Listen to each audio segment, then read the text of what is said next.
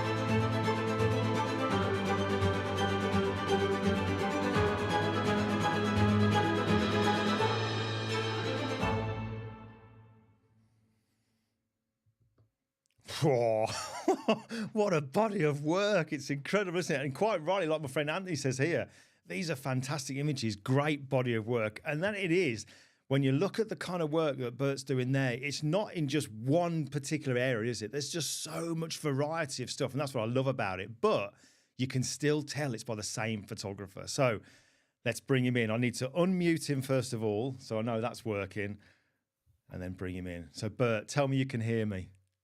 I can hear you. Oh, wonderful. I only get excited about that, Bert, because there was one guest out of every guest that I've had so far where everything was going perfect, and then all of a sudden when they came in, they just couldn't hear me, and it was like, oh no, as you say before, when we were chatting beforehand, technology, technology. It happens. But it happens. But I'm glad it worked, and thank you for that amazing promo. I'm gonna steal it from your YouTube channel and look at it every time I need an ego boost and feel like I'm actually a photographer. So yeah, thank you. Oh, bless you. No, not at all. It's great. That's one of the ones I've really, really enjoyed doing that, because the music just seemed to really fit with your stuff. Do you know what I mean? I just love it. Really, really love it. But listen, thank you so much for agreeing to do this. It's kind of weird that this is only the second time we've ever spoken kind of face to face, even though we've kind of known each other for a long time, a long, long time. Pretty much from both our starts, I think. Yeah. Yeah, which is crazy. And to think that the first time we've ever spoken was last week. I don't know why that's been the case, but I'm really glad that we're chatting now. So we're still young, so we can catch up. Oh yeah, I'll get you on again saying stuff like that, definitely.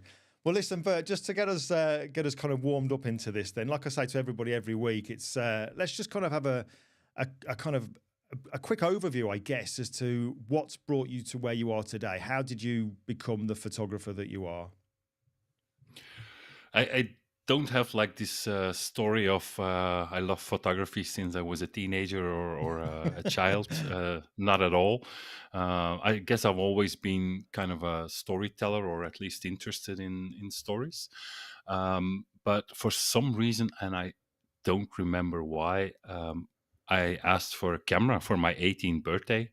And my parents got me like this old second-hand Praktica film camera back then, of course, with a couple of lenses. And then I discovered my grandfather had done some photography before, nothing like anything serious, but he still had an enlarger and everything. And so I built a little makeshift darkroom in the attic with a bicycle taillight as my red light and things like that. So I don't really know exactly why, but I guess that was like my first start into photography. And then it was time to go study something, and I started to study as a director, and then photography kind of went away. And then about my 30th birthday, I think, I became interested in photography again. I had my first child, and it's basically like a very weird thing, because I was doing quite a bit of video back then, and I went to a Photoshop course, like back then, like Photoshop, I don't know which version, but it was like very basic, to design DVD menus. That was my reason to go for it, because I couldn't really figure it out with the layers and everything. And my neighbor at the time, he was going to a Photoshop course, and he asked me, do you want to come? And I said, yeah, sure. And then we had to bring pictures, because of course it was not a DVD menu making course, and we had to bring pictures. And then I had this like 2 megapixel compact camera back then, and then I wanted to get better, and then my neighbor got the 300D, the Canon, the digital Rebel, and I held it, and I immediately said, I need one. And so I bought a refurbished one after saving up a little bit, and then 6 months later, I said, I'm going to make this my job, or try. Wow. And then, so that's what basically how it started. So if you get this camera, and then you kind of have this revelation that's kind of like, I want to make this my job. What was it about having that camera and taking the pictures in that suddenly made you want to go for a career with it? I think it's a storytelling, and I think I finally found my best medium to tell stories. 'Cause I like music, but I can only play a bit of campfire guitar, and I realized immediately I was not gonna get really good at it. I I love writing every now and then, but not too often. Film was a complicated thing to do because definitely back then you needed a lot of time, a lot of people, and a lot of money to make something. And I never really thought about it, but I guess photography was like the best main medium for me. It suited me very well. I could make a good image in a fraction of a second, basically, and it can stand on its own. So I guess it was that, and together with the need to document like my children and the family and things like that, my life in general. I think So it's that's one of the probably things those things. one of the things that strikes me, or struck me rather, when you sent over your images, was because there was such a variety of stuff in there. Although I've known, we've known each other for a long time, I've seen your work over the years. You do strike me as somebody that is one of these people that's always got a camera with him, because some of the images are images that clearly that's not something that's set up. You just happen to have seen it when you're out and about. So am I right in saying that you are somebody who's always got it with you? Yeah, always have a camera with me. Yeah. So so is that the case nowadays as well? Because obviously nowadays there's so much more going on with the mobile photography side of things. Is that something that you're kind of against? Are you embracing it, or are you just still sticking with having a main camera with you? I'm not against it, but just can't do it. I feel like if I have a camera in my hand, I see better. I'm more present, I think, than when I have a phone. And it's not because I have a camera with me that I use it. It happens more and more that I take a camera. I went on a bike ride this afternoon and had a camera with me, never took it out. So that happens a lot, but if I don't have a camera, I'd rather be caught without pants outside than without a camera, I guess. So, yeah. Okay. All right. But Okay. I can see that the technology of mobile phones is there, of course, and I see what you do with it, and I'm like always very impressed with it. And I do take the occasional picture with my phone, and sometimes I can incorporate it into like a series of pictures that I did while traveling, and like 2 or 3 end up pictures from my phone, and it works. But I don't find any joy in using a phone as a camera. I'm with you. I must admit, as you say there, you've seen me doing stuff with it, and I have done quite a lot over the last 12 months with the phone. But my mindset now is that some of the pictures I'm really happy with that I took with my phone, I'm now thinking, God, I wish I'd taken them with my main camera. Do you know what I mean? It's just because although I wanted it to be like the mobile time now, because it just seemed like it was an exciting thing to be happening, it isn't ready yet. I don't think it's enough just yet. It's great to be doing stuff with it, but it's not quite. So when I go out with the phone, I'm also having the camera with me as well as a. I see the phone is fast and easy to use, and I, just like everybody else, I take the occasional snapshot with my phone. Which is fine, but to me it's like, even if the technology gets to the point, and it probably will at some point if you see how fast that goes, but it's just a feeling of having a real camera in my hand and being responsible for setting it up, because the automatic stuff on the phones is just no camera comes close. But and I admire people who can shoot with their phone as their main camera, but it's just not for me. It's not you. Well, then, talking about we'll quickly get off the mobile subject. Just talking about the main camera then. Obviously, one of the reasons I first ever got to know of you years ago was because you were somebody who when I think about how long ago this was, you were very quick in kind of sharing how you do what you do. So with the videos showing all the lighting stuff. And I'm kind of now that I realise how long you've been a photographer, we're pretty much level pegging time-wise the amount of times we've been involved in the industry. Where did you learn the lighting side of things? Because you've mentioned that you went on a Photoshop kind of course type of thing. But when it comes to the lighting, because your lighting, you've got a real distinctive style, there's a mood, there's an atmosphere. Where did that come from? Where did you learn it? I learned most of it on my own, just trying out a lot of things. I spent so many evenings um, studying light, like while watching TV with the family. I was like on the table in front of me. I had like one of the children's teddy bears and a flashlight, and just see how the light would do, and then always looking around and um, David Hobby's Strobist was a big Oh yeah, influence when I started. remember that. But I actually started using off-camera flash a bit before he became a thing. And then there was this, and it was on his advice that there was this really, really old set of videos from Dean Collins.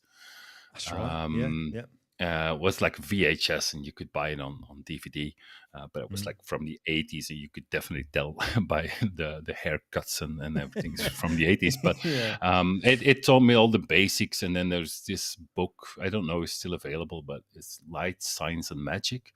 And Yes, it that's is. kind of Yeah, like yeah. the Bible of lighting. And to me, it's like you need to learn the everything behind it in order to use it creatively. And so once I started to understand light, it's just about experimenting and looking at what other people are doing, looking at paintings, movies, pictures, looking at day to day, because I'm often inspired when it comes to lighting by something that I see. I remember like pretty much early on, I was in a train, and I went to the toilet in the train, and they had this like two vertical lights in the mirror. They were like two strips of light in the mirror, and I looked at myself and I said, "Wow, that looks cool." Because it makes my face rather slim and got this really cool catch lights in my eyes. And so I took a couple of cardboard boxes and tried to make little strips of boxes out of them, and see how I could replicate that. So, and I still do that. I still see something and try to use the knowledge of light, like the physics of light, to understand what's going on, and then replicate it. That's basically, if you, there's only like a couple of basic principles when it comes to light, and if you know those, then you can recreate everything. So Yeah. I guess it's just doing it a lot. Doing it a lot. That's it. And that's the thing, isn't it? It's one of those things that I've always found that if it's like one step forward, two steps back. If you leave some, especially the Photoshop side of things, if you leave it a short while, the next time you go back to do it, you're like, oh God, how do I do that again? And I think that's what you say there about doing a lot of it. That's for me was when the penny dropped, when I started to kind of have more of an understanding of lighting, was when I simplified it, and when I did the same kind of lighting setup again and again and again, so that I could then, for me, when I was out and about, I could adapt it to the location where I was in, because sometimes I'd have lots of space, sometimes I wouldn't, and I needed to be able to do it in both of those kind of areas. So yeah, just again and again and again, doing it and doing it. And I think it's also that it's pretty easy to get the light sort of right, but to get like the finesse, the fine things going right, that takes just a lot of work. It's like feathering a softbox. It's like it makes it. It's 90% more work, and it's for 10% more of the results. But I think it is. It's worth it, and it's probably the way to stand out a little bit, because most people cannot tell what's wrong with the light, but they can feel it, because Yeah. photography is like a language, and a lot of people, we all can understand it, but there's not so many people who speak it and speak it really well. So I think I see it as that, and as I'm still trying to learn new techniques, or fine tune them, or find ways to combine things in a different way. And of course, my database of setups and everything is pretty large by now, and I can often set up a light without even thinking about it. But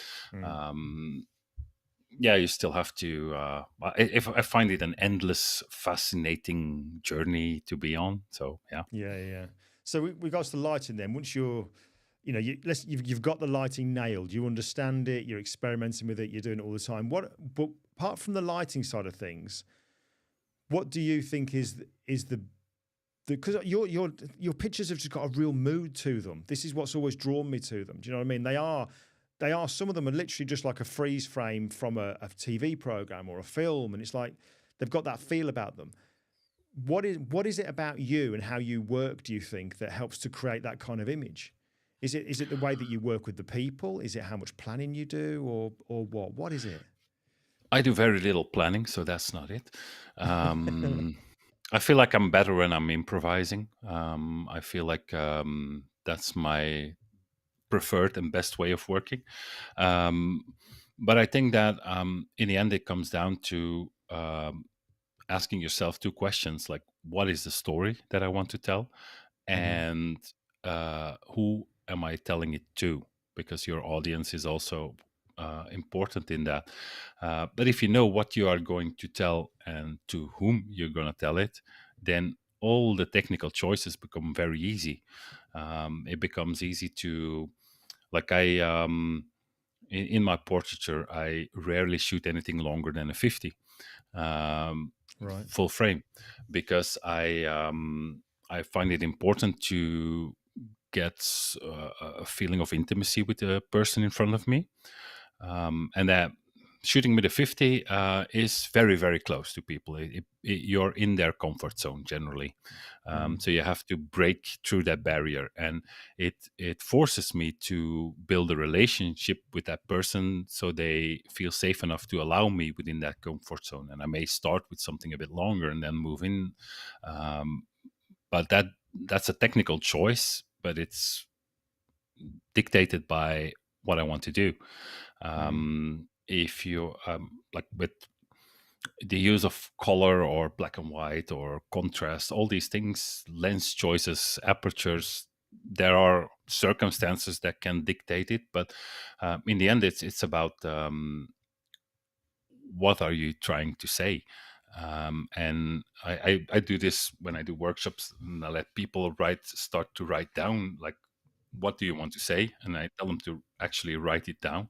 And I still do that myself from time to time. And then I tell them, now make all these technical choices. And then while you seem to have endless possibilities, combinations of shutter speed, aperture, ISO, lenses, cameras, sensor size, whatever, um, it becomes so easy if you know what you want to say. Hmm. um, so if you want to make a picture of somebody and want to make him look like a very important a person, then shoot from a little bit below. It doesn't have to be like really exaggerated, but if you just shoot like 1-2 degrees up, then Mm. it's already, and that's a subtlety of applying these things. And at first, you're probably gonna go like really low, and then you see like, maybe I should go a bit higher, and then just try it out. But I think there's not a secret, but I feel like photography is more than just about lighting and technique and all Yeah, this. yeah, yeah, It's yeah. about skills. It's about understanding the story. If Well, you have a client and they want you to that's shoot that's in a that's factory. one thing I was going. That's one thing I was going to ask you, Bert, because you say there that you shoot with a 50 mil on a full frame, which is, you know, the distance there is, like you say, it's intimate. It's within their comfort zone. So to do that, are you somebody who is? I mean, obviously, because we're chatting free and easy now, no problems. But are you somebody who is a people person? Do you find it easy to communicate with people and strike a conversation with a stranger? Because some people obviously don't, which is why it would maybe make them have a little bit more of a distance between people. I see myself actually as an introvert, Right. but someone who manages that really well because of experience and um, training. It's like there's so many skills that you need as a photographer, and you can. Mm. Oh, oh. Now is he frozen to everybody there? He's frozen to me. Let me know in the in the comments if you can. Oh, there we're back. Hold on. No. Hello, Bert. I'm Oh, fro. there you are. There you are. Oh, There you are. I'm You're a little moving bit. again. You're a little bit pixelated, but you're there. Yeah, that, I'll be that back. I'll be back. that was a great freeze frame. That was a great freeze frame. Yeah, karate freeze frame. Let's hope it catches up a little bit. But you were No, saying that so you're somebody who manages it well, manages your kind of introvert side of it. Oh, looks like we're frozen again. yeah. So people, let us know in the chat there, folks. Let us know if is it both of us who are frozen, or is it just Bert's side of things? Just so we know if there's a technical side here, that would be handy to know. I can see Stuart, you've posted JJ3 Photography saying that Bert was frozen, but let's have a look. Maybe Bert, if you dive out and then dive back in again, how does that sound? Just Bert. Okay, cheers for that, Stuart. It's just Bert. Bert, can you just maybe just jump out? Yeah, there you go. He's just hung up. Let's just come back to me for a second. He's hung up and he'll come back in. So that's kind of strange, isn't it? Because his internet connection seemed really good then. But bear with us. We'll just get him back in because I want to know. You're saying he manages his introvert side of it. Let's just see if he can dial back in and see if he comes back in. Otherwise, I'll play his promo again. Let's have a look. Right. Okay. I'm going to play a quick ad while I wait for Bert to reappear.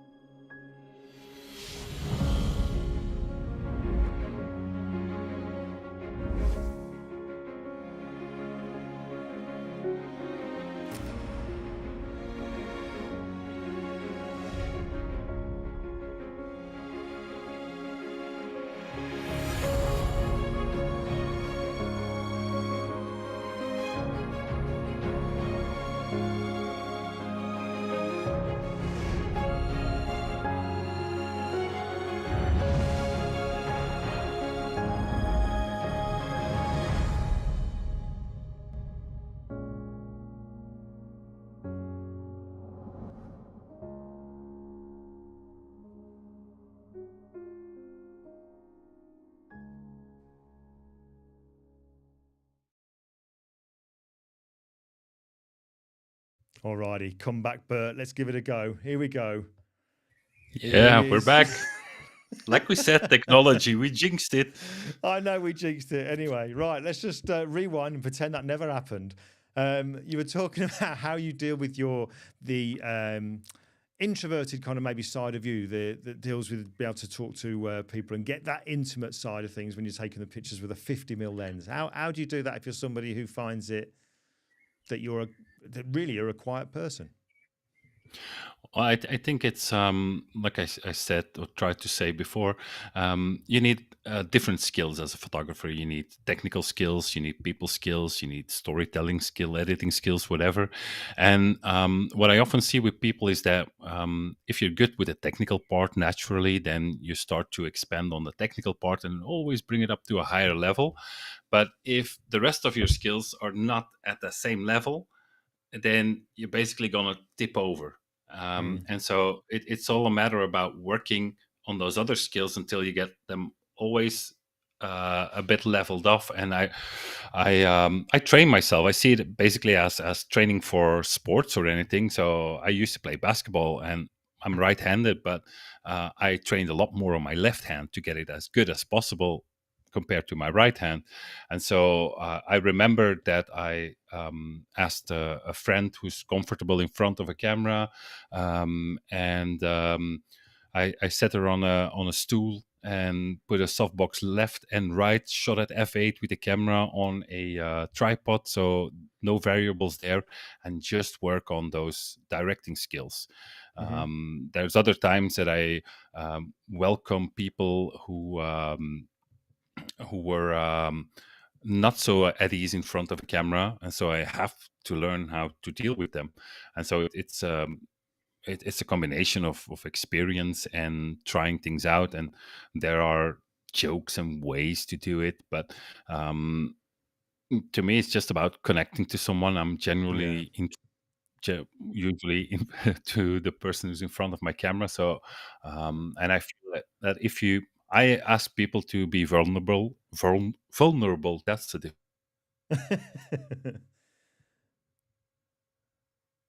Oh, blimey. Okay. Yeah, I think you've frozen up on us again there, Bert. Are you there? Hello, hello. Yeah, I'm here, but Oh, I'm not yeah, sure yeah. if you can hear You're me. there, but oh no, you're back. You're back. You're back. There you go. There you're Oh, back.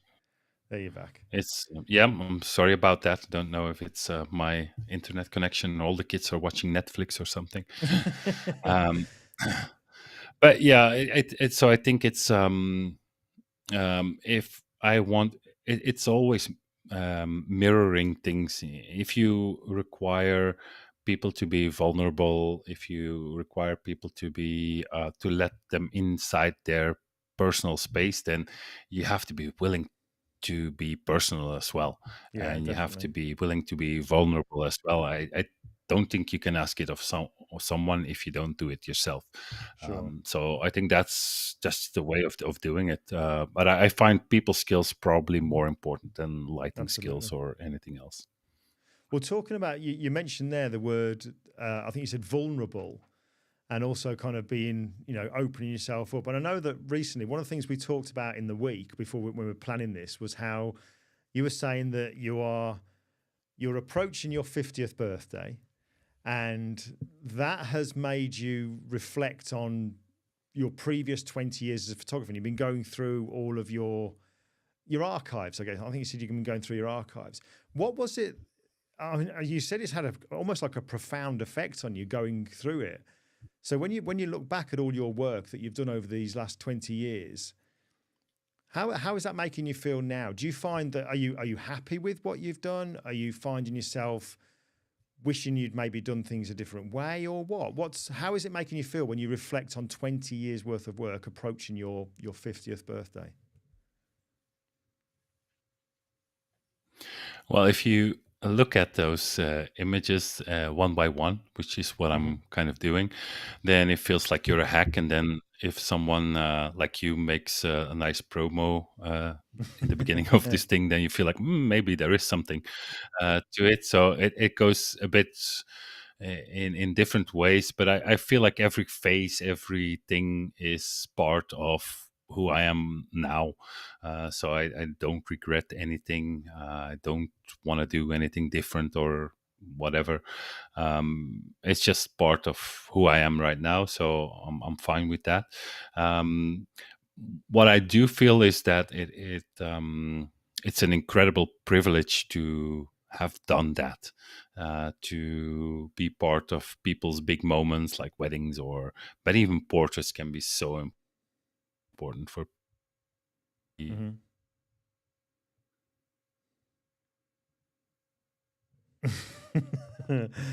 I think his kids are watching Netflix. That's what I reckon's going on. Are you there, Bert? Let's just have a look at some more of Bert's pictures while we kind of go through all this stuff here. But I'm hoping he's actually dialed back out again. So we might, after doing, was it 20 odd of these lives, I think we might end up having to call this one off because of the technical difficulties that we're having with Bert coming through there. So we'll give it. I think we'll probably give it one more chance. Let's just see how we get on now. Let's give it one more chance. He's there now. Right. Let's just bring him in. I was just saying there, but we might have to kind of say we'll give it one more chance to see how we get on. Otherwise, we'll kind of call it, and we'll come up with some other way of doing it. Maybe even pre-recording a chat between me and you that we can then post onto the stuff there. But I we'll go with it switched to while it's another working. Wi-Fi network. Maybe that will work. Oh, right. Okay, cool. All right. Well, we'll go with it then. Okay. So I want to get back to this thing because this was something that kind of really, it seemed really a deep conversation we were having. It was quite enlightening when we were chatting in the week. When you mentioned about the 50th birthday coming up, you were reflecting on your images, and then you started to talk a little bit about the state of the industry and how maybe the work that you were doing back when I would have first known you and now how things have changed, the reasons for it and stuff like that. So what was it you were kind of getting at with regards to that side of things? Well, things have definitely changed, and I think when I started, it was about being a good craftsman, which technology makes not obsolete, but at least makes it way less important than it used to be. So things have changed, and now it's more about content and pictures and video. They are used only like a fraction of a second, and they're swiped away, and then they're gone, which I kind of regret. I also know that it's just the way it is, and we're not going to stop that. But I still feel like it's a responsibility to, as a photographer who has been at it for a while, not trying to sound like a very old guy, but I 50s feel is that not like there's old, all right? Just so you know, no, not 50s at is all, not and it's old. still it's about a year away. So, Oh, right, but just okay. going to the archive, going through the archives and doing something with it is gonna take a lot of time. Yeah, It's yeah, like yeah. 270,000 images in there, Wow. but yeah, I feel like it still has an incredible, or can have an incredible value to have a good picture, to make contact with the person in front of you, or to photograph an event, or whatever. So I think it is still important. Like a couple of weeks ago, I was asked to do a family session, which I don't do that often anymore. But it's from an old client. I did their weddings like 14 years ago. But the guy heard like 2 weeks before that he's terminally ill, and he has maybe just months to go, and just that was like a very, very hard assignment for me to do, because the photography was easy, but just the setting of it was really, really hard. But at the same time, I feel incredibly thankful and privileged that people are trusting me to do this. And these pictures, family pictures of the whole family together before he's going to start his chemo, or he's already started it, but he's never going to be looking the way he looked, like everybody wants to remember it. So it's his kids, they're really young now, and those pictures will be the pictures that they'll have to remember their dad, and show their children or whatever. So there's an incredible importance, I think, still in photography. And I don't know if it's like on a professional level, it's still easy to be a professional photographer. I know for me it isn't, not in the way that I want to do it. And I since COVID, I basically took up a part-time job, which kind of frees me up to say no to things that I don't want to do, and say yes to the things that I really want to do, and spend time on personal projects, even though, or things that don't pay well, but I find important to do. So I think it's probably wise these days to separate like the business from what really photography is about for me. And I find it hard to. I still have clients, and I still shoot, and it's all good, but not the same amount of clients, and not the same kind of jobs that I used to have. Simply because I have a certain way of working. I require for myself a certain quality. I require time to do what I do. So it's logical that for some clients it's not, I'm not the obvious choice anymore, or not the right choice anymore. But that doesn't mean that the way I do things, and most photographers do things, is unimportant. So, and going through 20 years worth of work, it gives you some perspective on if I just look at the images of my own family, my own kids. It's just amazing. My oldest son's going to graduate in a couple of days, but I have these images of him as a kid. So to me, it's like super important still, photography, and that passion is still very much there. It's probably even bigger than when I was doing it full time. And so basically, I think today, you either, if you want to make money with photography or a full time living, then it's going to be hard not to make quote unquote content, which is fine. I respect that, but it's just usually not the way that I like to do things, because I want, like, I'm in one hand trying to be more subtle, make sure the details are right, but on a phone screen on Instagram, it's about making something like very bold and clear, and all the subtleties they're gone. Well, I want to do something with those subtle things. I feel like I come to the point that I maybe have that experience and knowledge to do that, but on a professional level, there's maybe not as much space for it as there used to be. I guess what I'm hearing you say there, then, really, well, there's a couple of things I want to ask you, but there's what I'm mainly hearing you say there is that you have there is a certain style, there's a certain way that you work to produce what you produce. And if clients now are kind of looking for something different, you are not prepared, quite rightly, because it's your look is what you want people to go for. You're not prepared to bend to what they want purely to land the job. It's kind of is that what I'm to right a degree? To a Right. degree, I'm not like I'm not like the person like, this is my thing and that's the only thing that I'm gonna do. But there are certain things that I find important. If you give me like I don't know 10 minutes to shoot a campaign, then I probably won't be able to do it, because, or if you want me to do a series of portraits of someone, then I may be able to do a portrait in 2 minutes, a good one. But for the next person, I may need a day, or that's maybe exaggerated. I may need 1 or 2 hours to get them to the same level of being at ease for the picture, and to get the picture that I want to get. So there's it's definitely not that I don't want to work with the clients and see what they do, but there are also limits to what I think that I still should do or should not do. It's interesting as well that you say that because of the way things are, that and you want to continue to be able to do the work that you're doing. You've taken on a part-time job, and that has enabled you to kind of be more selective in what work you do as a photographer, and also take on more sort of personal projects. And it's interesting you say that, because I think my experience is that a lot of people I know, that if they'd done that, they wouldn't be really willing to share that they'd done that.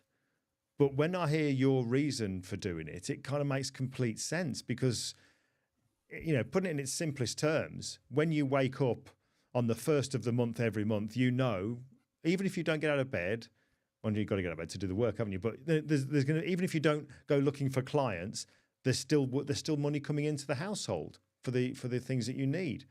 So that can take off a lot of the pressure when it comes to the photography side of it. Because I know somebody who runs the business that I run, even when you say, you know, I really try to say I'm going to work Monday to Friday, and I'll get on the computer at 8 in the morning, and when it comes to 6 in the evening, I'll draw a line under it, and then I can just relax. That never happens. It never happens. And even, you know, when you go away, it's always in the back of your mind. You feel guilty that you should be doing something. The social media has added to that workload, because you feel like you should be doing it. I mean, we've moved a short while ago, Bert, and we've got the room I'm in now, my office, is a room within our house, which we would like to have changed into one of the spare rooms, so that when we get people stay over and stuff like that. So I'm going to have a room put into the garden, like one of these kind of office, you know, it's not brick. They kind of make them out. They're like a really fancy shed, I guess, really. Yeah. So I'm going to get one of them in, and that's so that I can feel like I'm going to work. And the idea is that the computers and everything will be in there, and I won't have the temptation then, like I do now, of when I come out of watching television with my wife to go and make a cup of tea, I quickly pop into the office and check a few things, and then half an hour later, she gets a cup of tea. I won't do that then. That's the plan. It's a good plan. It's probably not going to work all the time. No, I know, because I've got a laptop, I've got a phone, I've got an iPad. I'm going to be tinkering with those when I'm in the house. So, but that means that you're like passionate about what you do, so it's not that bad, I think. And I'm sure your wife knows you by now and knows that that passion is there. So, yeah, to me, it's like I think it's more of a psychological thing. Yeah. If you don't feel, and that's just for me, but if you don't feel like you rely on it, because I found it in the past, I found it really hard to say no because you know you got a busy month and then you got a really bad month, and so you never know, so you say yes to pretty much everything. Yeah. Also, the industry isn't the easiest at the moment. It hasn't been for a couple of years, at least not for me. But I remember when I started doing weddings a long time ago, it's like one of the first things I did professionally. I said, like, I have small children. I want to do only maximum 12 a year. And at the point that I said that, and I liked doing weddings, and I may still like it, but it's been a while. But not every weekend, because Yeah. then I don't feel like I can do what I need to do on such a big day for people.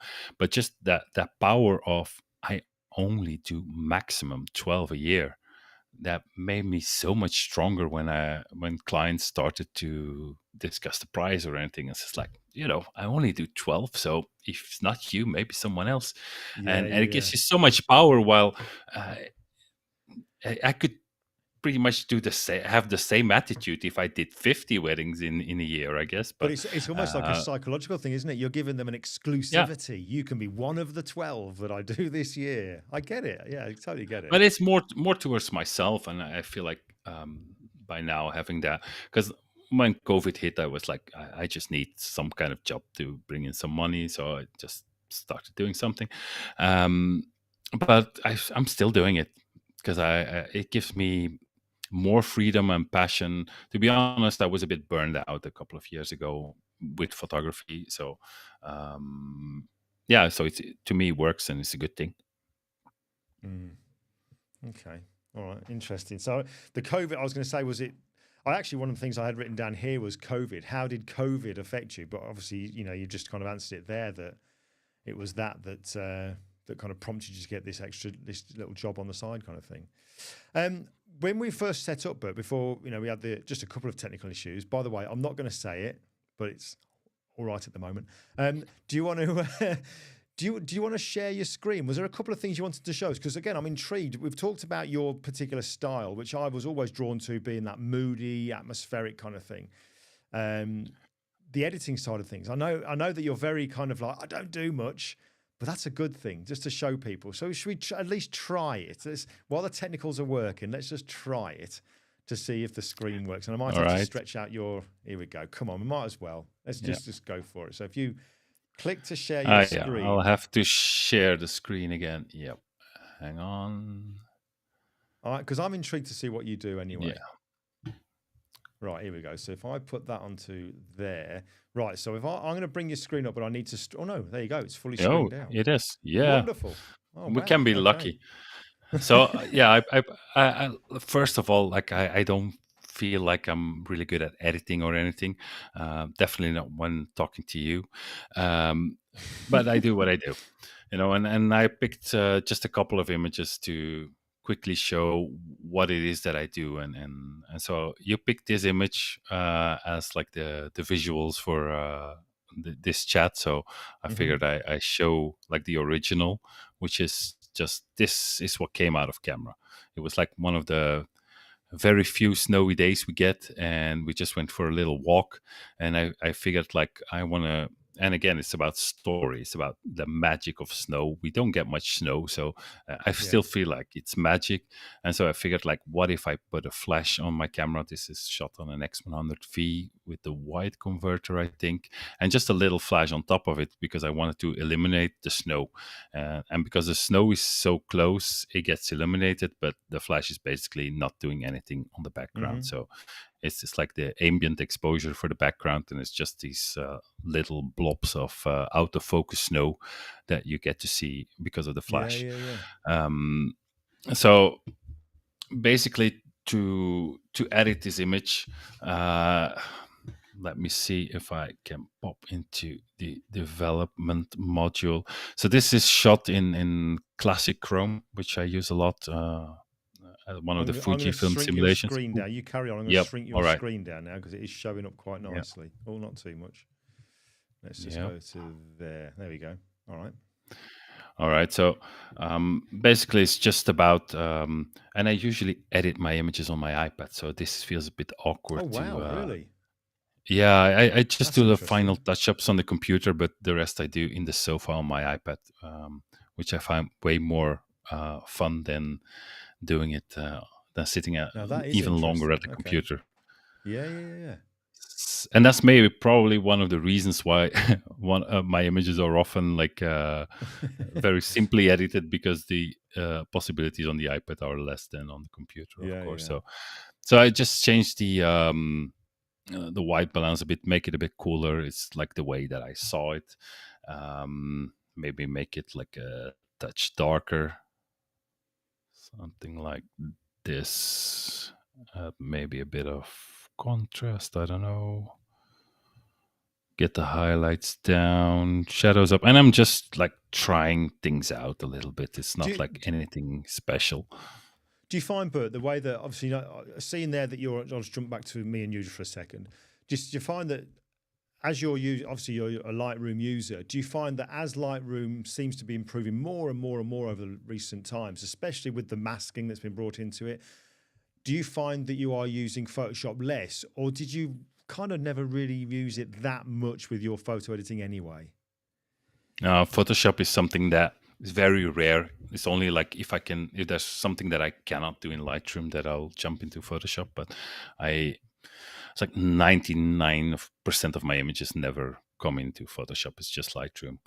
For a while, I used Capture One as well, but I feel like they've gone like really ridiculous with their pricing and everything. So I didn't want to follow that. They seem to be a bit better with the Fuji files, but I think Lightroom has come a long way as well. And also like the AI masking or something that just select sky, select subject. That's so easy. I use that all the time. So it's like, I may be old, but I still like the new technology. If it makes my life, if it makes my life easier, then I'll use it. The way of the least resistance, I always say. So I keep it pretty simple, but cool. I keep an eye on what's new, and if I can use it for my kind of work, though. Sure. All right. Well, I'll jump over to yours. I think, was there this image was there one other that you wanted to just quickly show? It was a portrait or something as well, wasn't there? Yeah. So this let me see. Yeah. So this portrait. So this is basically a very, very simple portrait. It's ambient light, and I used a little haze machine for it. And if people want to see how I made this image, then they can. I'll make some promo for my YouTube channel, which is very irregular, but sometimes I post something, and I did something on the smoke machine that I did for these pictures, and then you can see that's like a really, really simple. It's in my garage, and it's some dirty windows just above her that are lighting this, and so this is the final picture, and this is how it comes out of my camera. So basically there's not that much on it. There's just a couple of things. It's a bit darker because I really wanted to protect the highlights. But so if I would just like make it just a bit brighter and make sure those highlights are not overexposed, and maybe it's like a small crop to make that line in the back. It's hard to see this way, but something like this, then that's probably like all I would do. The only thing I would do is that this is with the camera, the across film simulation with the red filter, which is really great for skin, but sometimes it makes the skin glow a bit more. So if I use like the yellow filter, then it kind of evens out just a little bit more. But that's basically all I would do on these pictures. Wow. Okay. I noticed that image there, when you showed the before. This is what it was like before I've done anything. It in black and white. Is that right? Are you shooting with some kind of profiles and stuff built into the Yeah, I the do. camera? Just I do. so you knew Um, you knew then that the image I'm creating here in my garage using these windows, this is definitely going to be black and white. Is that what your thoughts were? I generally have an idea, but I also shoot a lot in black and white that I turn into color afterwards because I always shoot raw. So it's usually I try to have an idea, but there's also another reason why I often shoot in black and white. That is because I want to show as quickly as possible to my subject a flattering picture. And black and white is usually easier to make a flattering picture because if my white balance is not completely right or anything, uh, Yeah, she's like not it. gonna look at it and say, "Oh, my skin looks all blue" or whatever. Yeah, yeah. So that's part of it is that, and also it kind of makes it simpler for me to look at images. So, but I try to select the profile that I'm gonna be using, or at least color or black and white that I'm going to be using in my editing. Sure. I think that editing starts when making the picture or even before. You have to know what you can do with your files, what your files allow you to do, and what kind of vibe and color you want to go for. That makes it a lot easier if you edit in your mind already. I usually have a pretty good idea about how the end result is going to look. I think it's encouraging there to see how quickly you can do the edits on the images that you've got there, because I think, like I said, I think we said off air, it's knowing, one of the skills here is knowing when to stop, isn't it, when it comes to the retouching. And you can I know that I've had it before, thinking I can't have finished yet, I've done a few slides, there must be more I need to do. But I think as Well, experience goes on, you kind of realize that that's not the case, is it? You can just a few little tweaks, you can get there. if you go through archives of 20 years ago, then I'm being Yeah. guilty of that for really, really badly. But in the end, it's about your vision as a photographer. And if your vision is like glamorous and things like that, then you're gonna need a lot more editing. Then I want to show more like a romantic reality or something like that, something the way that I see it. I like the little creases in the skin or something like that, so I have no need to hide that or to Photoshop that out. So I always say, like, there's sometimes the light on someone is so perfect, and then you say, you look so beautiful today. Even myself, the light is really good. I don't consider myself to be a good looking guy or whatever, but there are moments that I look in the mirror and I say, hey, I look good. That's my job. I'm not and I tell my clients, like, I'm not a wizard, I'm a photographer. So I'm gonna put you in the best pose, I'm going to get the best light on you, but I'm not going to liquefy your body or anything. So Actually, yeah, I think that that's a is good important. point. That's a good point you made there, because obviously you mentioned about doing the weddings and stuff, and I know, well, I know friends who do weddings, and people could have been planning their weddings for a good couple of years or so. It's all the prep and everything they're doing, organising it. The photographer is almost like a by thought that they all come and take the pictures. But I've had friends tell me that, or tell me that when they've been going through the images afterwards, or even before the wedding, the bride has made requests. Could you make me look a little bit slimmer and stuff like that? So when I mentioned earlier on about not bending so much to please the clients, because you want the clients to sort of go for what you do. If you had a bride, I'm just curious, if you had a bride say to you, or a groom say to you, could you make me look a little bit more buff? Would you do that, or would you not? Would you say, look, that's not really the kind of thing I want to do? No, I when I did weddings, I always showed my clients my last full wedding. So, like, all the pictures of the last wedding, not a best of. That's on my website. But if you come to me because you like my images, then you have to let me do my thing and shoot the way I do. And so and if I feel like there's not a good match with someone, I've declined weddings because I felt like it was not the best match, and they were ready to give me their money. But I feel like, I think you would be better off with someone else, and I'll be happy to give you some names, because I know that in the UK, the weddings are a bit less long, but here it's like, for me, it was usually like a 14 to 16-hour workday.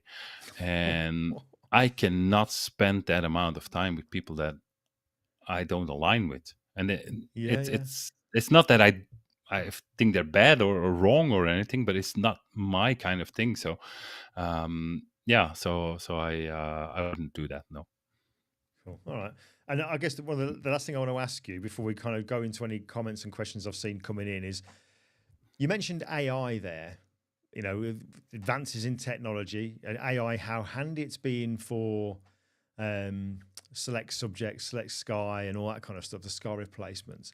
What's your, as a working photographer and someone who's been involved in the industry for a while and has kind of, you know, adapted to it, and I know that you also do some video work as well. That's a part of what you do.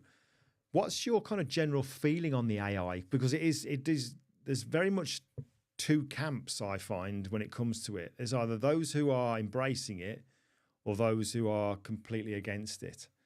And I guess I understand why some are against it. There are reasons, again, I don't want to go into because of what's been going on this past week with, you know. But what are your reasons? How do you feel about AI, basically? Like, if I'm like totally honest, I wish it wouldn't have never happened. But it's there and we're not going to stop it. And I understand clients who are going to generate images with AI. I understand photographers who will be very good at giving AI the right prompts and everything. I do understand all that. I understand that, you know, in the end, it's a tool and it's up to you whether to use it and to what extent you're going to use it. Will it kill photography jobs? Yes, no doubt about it. It already has, and it will be even more. A lot of the commercial things I did in the past 20 years, they're not going to pay me for that anymore. They're going to pay someone who's really good at putting words into an AI generator thing. But on the other hand, I think that there's still original content. And even though, and the thing with AI and all social media is that things are going to look more and more the same, like they already are. There's less originality and because of those things. And I feel like if people going to look at my images that are personal, then they know they're going to be personal. They're not AI created. And yes, AI can create probably similar and even better images, but if you know they're not real, if they, you know, it's not like a real family or a real trip or whatever, then it's still my point of view. And AI is a tool. It's nothing but a tool. It's a very powerful tool, and I think there's going to be challenges, like already you see that on social media and in competitions and anything. Is it allowed? Is it not allowed? Was it created with AI? And we probably smart people have to think about that. But I'm not against it. There's even the thing on the social media. Have you seen that recently with Instagram, where if you post an image, it says "made with AI"? Now, it's an interesting one because I know a friend of mine, Stuart Wood, who's in the chat. I can see he's there. He posted an image recently. He is just like insanely good at macro photography. And there was a spider, I think it was a jumping spider, I might be wrong. But I'm guessing Stuart used the new AI remove, the generative AI remove, just to remove something. That's all. Because I know he does it all, you know, with crazy amounts of pictures that he blends together and stuff like that. But it said on his thing, made with AI. When he posted it on Instagram, it's like, it's not made with AI. It's purely had something altered, you know, to removing something, some kind of spec, but it still says made with AI, which is crazy. Yeah, but you know, I'm sure that all these things will be refined, and there'll be ways to distinguish it in some kind of technological way. But it's the same with when I started using like off-camera flash. Not many people were doing it, and definitely not people you had it at Vogue level or high-end commercial level, but not too many people were doing it. And there were so many people that said like, "Oh, this image is photoshopped." No, this is in camera. Yeah. So we always had that. I'm sure you had that people say, "Oh, this is photoshopped," or "This is put in," or whatever. You do like a cool picture with a jump, and just by choosing the right perspective, and it looks like really spectacular, and people say, "Oh, it's going to be photoshopped." Is that different from now saying, "Oh, that's done with AI"? Well, that's a topic for another video. Yeah. All right. Well, listen, we've been chatting for ages. It's almost 8:10 UK time, which is 9:10 your time. So we'll look at wrapping this up, Bert. But before we do, let me just press this. I've got to press this little graphic. I always have to get my graphics up and running. So I don't know how many questions and comments there are, but I'll have a quick dive in. So let me just have a click over to my favourites here, because I did see a couple which I highlighted. Straight away when I played your slideshow. Now, if only I could just learn how to make lighting like this in my woodland photography. I remember ages ago when you were doing all your first videos out there. I remember seeing videos of you in woodland when taking pictures, and there's like a tunnel, like a little underpass to go and walk through. I remember doing video in there.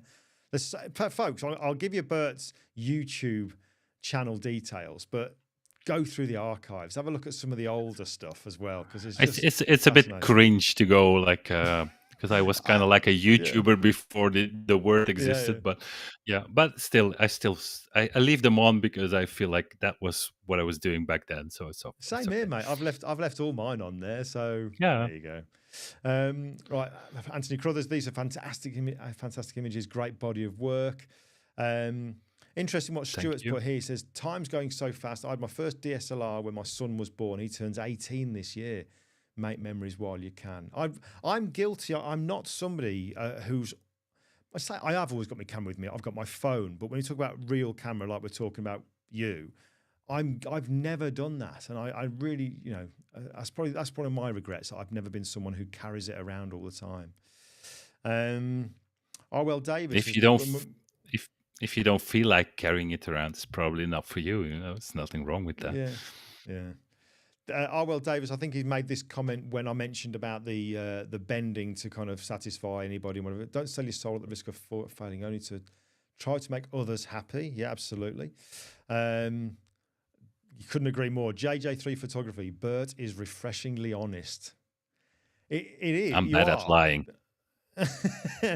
But you are. This is when we had that chat in the week, and you were talking the way you were, and you mentioned about, the work isn't there that used to be there for obvious reasons. Things just change, and obviously taking on that part-time job, which initially I was like, wow, but then you explain why. But just to say that I think is refreshingly honest. Like JJ3 Photography says there, a lot of people wouldn't bother saying that; they'd keep it to themselves. I have to admit that in the beginning I was a bit like afraid to tell that to people, and felt like, I have to project that image that I'm like a successful photographer or anything. But what is success? Is success doing a lot of jobs that you don't like doing, or is success being happy at what you do? And so I feel like I've done that. We all fall in the trap of kind of making things look a little bit better than they are. But in the end, I always come back to, I feel like I get the best reactions of people and when I'm just being honest. And maybe that's just one of the benefits of not being 35 anymore. It's like, I don't care, actually. It is what it is, and I know why I'm doing things. So yeah, I get it, totally get it. My friend Anthony Crothers here has asked the question, how many personal projects would you do a year on average? It depends. If you want to know how many I finish or how many I start, there's a huge difference between those. I start personal project all the time, and I never really finish them. But it's just the way it has to go for me, I guess. I did a little project on like this. We had elections here a couple of weeks ago, and I did a personal project on the signs that politicians put up to advertise themselves. And I just basically every free hour I went on my bike and I got to shoot some funny pictures of these signs, and I'm actually promised myself that I would actually do something with these and make like a really small zine just for the experience of it, because I had a lot of fun doing this little project. And then there's some longer running projects, and I may not do much with them for a year and then pick them up again, or um, I have a very broad interest, and so I go from here to there. But I think a personal project can be like I started. I think it's like 10 years ago. I started a project around hunting, and the idea was to shoot it for a year and then make a book. The book's still not there, still shooting images for it. And sooner or later, there will be a big project coming out. But on the other hand, I always do this little project for myself. I always do them for myself because they're personal projects.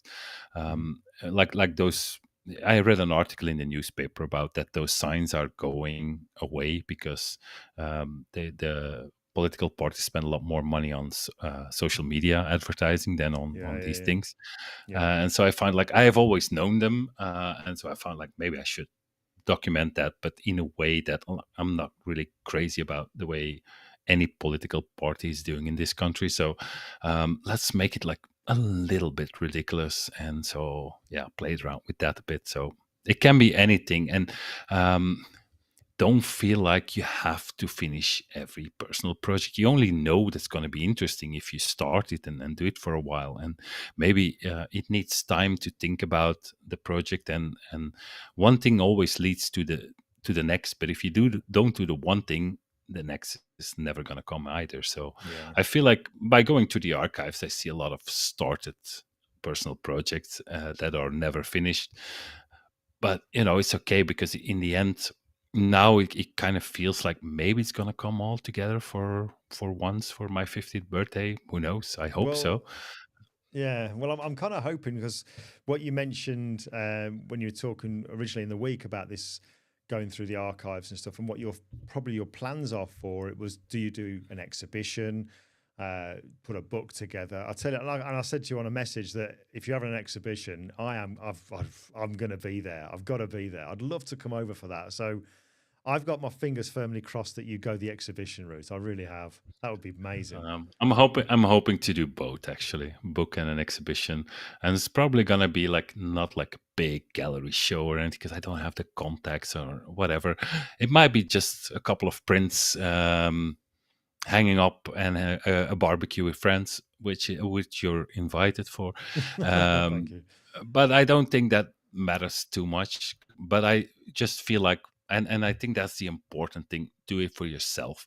I have to do this for myself to, because I feel like I'm probably moving in a more artistic or arty direction than, and while it used to be a bit more documentary, but it's what I need to do to figure out what's next. Cool. Well, I knew this was going to be very frank and very honest, and I appreciate the fact that you have been so, because clearly people have realised that as well from the stuff that's been coming in the comments there. But again, I want to just say thank you so much for agreeing to do this, and thank you for having me, for jumping on. Not at all, mate. Not at all. We got through the technicals. Whatever that other Wi-Fi is you were using, that's bang on.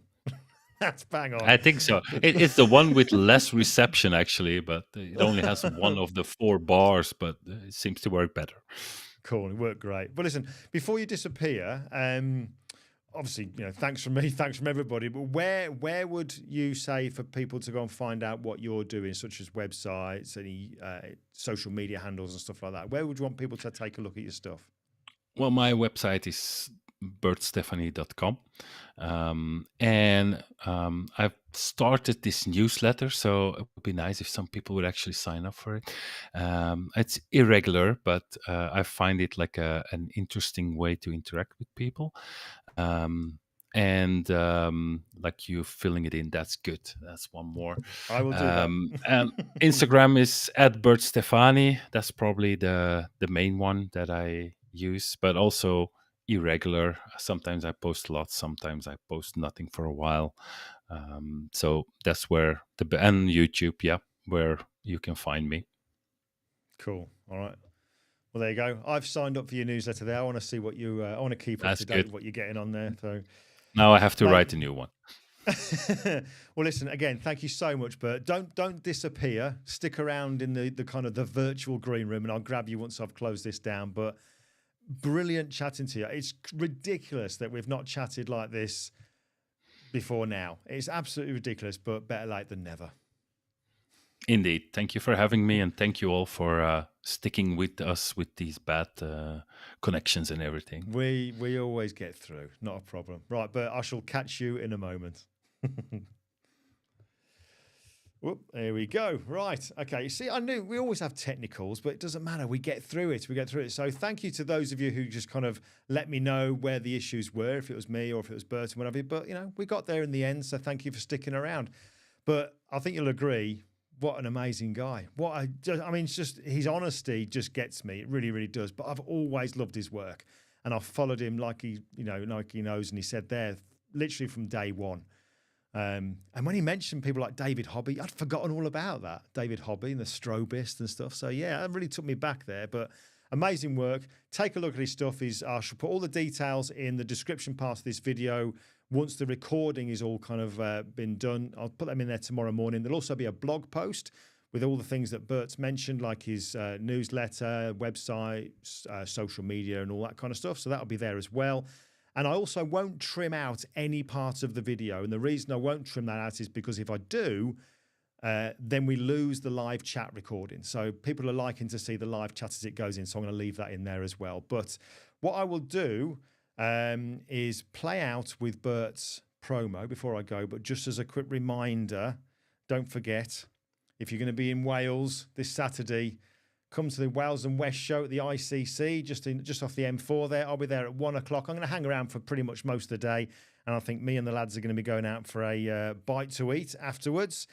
And also, because that's obviously next weekend, I've got a busy week. The weekend's going to be busy. There won't be a live next week. It's just there's too much going on. So I'm not going to rush one in for the 23rd, but there will be one on the 30th. And this one I'm looking forward to. Nick Page. Those of you who are really into your wildlife pictures, your landscape, your seascape, you'll definitely have heard about Nick Page. So I'm really looking forward to bringing Nick in as a guest as well. So there you go. So I won't see you next week. I'll see you in 2 weeks' time. Thank you so much for joining me yet again. I'm loving these weekly lives, and it's great to see so much activity going on in the chat room as well. So I thank you so much for that. Thanks for all the comments, the questions. And my final thanks to Bert for being top fella. Top fella. Right. I'll love you and leave you. I'll play you out with Bert's promo, and I'll see you in 2 weeks, if not before.